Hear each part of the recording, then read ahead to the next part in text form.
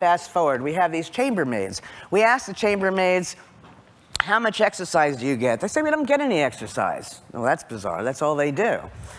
If exercise is good for you, they should be healthier than socioeconomic equivalent others. Put that aside. Now we take half of these chambermaids and we teach them that their work is exercise. Remember, we're just trying to change their mindset. So, for example, making a bed is like working on this machine at the gym and so on. Okay? The only difference is a change in mindset. We take all sorts of measures. We come back a month later. Are you working any harder? Is she working any harder? Are you eating any differently? And so on. On none of those is there any difference. Now, to make sure you understand what I'm saying, this woman over here in the pink shirt, because she believed she was at the gym all day, even though she wasn't exercising, should lose weight. What do we find? A significant change in weight, a decrease in body mass index, waist to hip ratio, and their blood pressure came down from this change in mindset. Okay, you've all been to the doctor. And why do we accept this? It's amazing to me. You're going to go to a doctor, he's going to show you letters. How often do you look at letters that make no sense? Usually in black and white, and then in this stressful situation, he's going to tell you how good your vision is, and we buy it. Right? I don't know about you, but if I'm hungry, I can see the restaurant sign quite a distance away.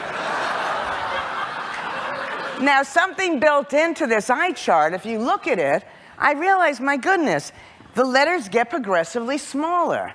What that is telling us is soon we're not going to be able to see. So what we did was reverse the eye chart.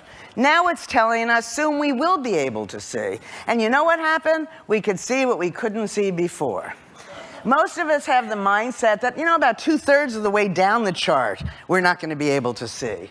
So what we did was start the eye chart 1/3 of the way down, making 2/3 of the way down letters that were much smaller. And again, people could see what they couldn't see before.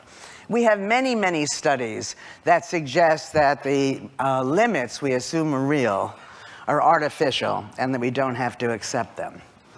All right, the magic lies in being aware of the ways we mindlessly react to social and cultural cues. We need to challenge the idea that the limits we assume are real must exist at all. With only subtle shifts in our thinking, our language, and our expectations, we can begin to change the ingrained behaviors that sap creativity, health, optimism, and vitality from our lives.